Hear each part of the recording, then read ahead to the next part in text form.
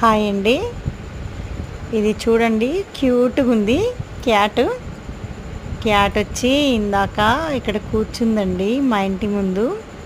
ఎంత కొట్టినా వెళ్ళట్లేదండి. చూస్తుంది, కొంచెం సెకండ్ ఇచ్చినట్టు చేస్తుందండి. కొంచెం మిల్క్ పోస్తే తాగింది. సరే అని చెప్పి దాంతో కాసేపు ఆడుకుందామనేసి సెకండ్ ఇవ్వమంటే సెకండ్ ఇస్తుంది.